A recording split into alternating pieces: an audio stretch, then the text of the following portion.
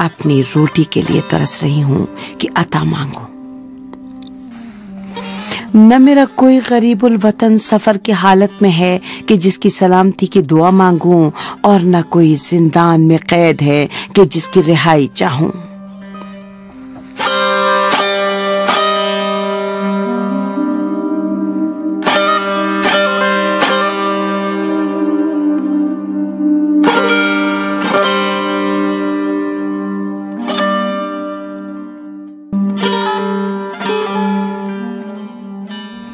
आप देख रहे हैं आका, आप देख रहे हैं कि मेरा हाथ बहाने से किस हद तक खाली है।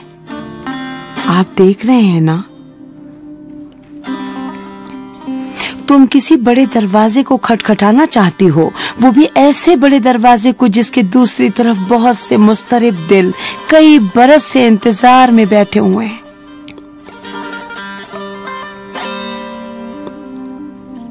तुम्हारे पास कोई बहाना होना चाहिए इतनी सारी फरियाद और आंसुओं के दरमियान।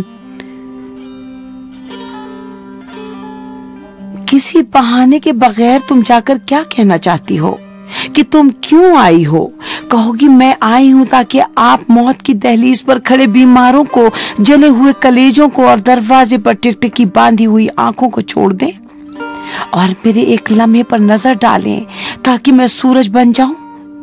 मुझे मालूम है आपके आगोश वसी है आका, मुझे मालूम है आपके पास सबके लिए वक्त है, मुझे मालूम है आप सबकी बातें सुनते हैं। मैं आपसे शर्म नहीं करती, इतने सारे आंसुओं के मुकाबले में अपनी आंखों की खुश्की से मुझे शर्म आती है। शर्म आती है तो अपने बेदर्द दिल से जो इतने शिकस्ता दिलों के दरमियान एक कोने में अपने आप को छुपा रहा है।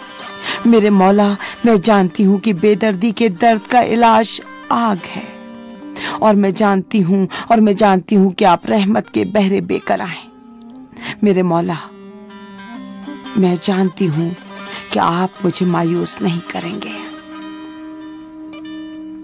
मैं आपकी दरगाह से तौबा और हिदायत की रोशनी मांगती हूँ। मुझे सूरज की रोशनी चाहिए। ऐ शम्स शमूस, क्या ये हो सकता है कि कोई आपके दर पर आए और सूरज न बन सके?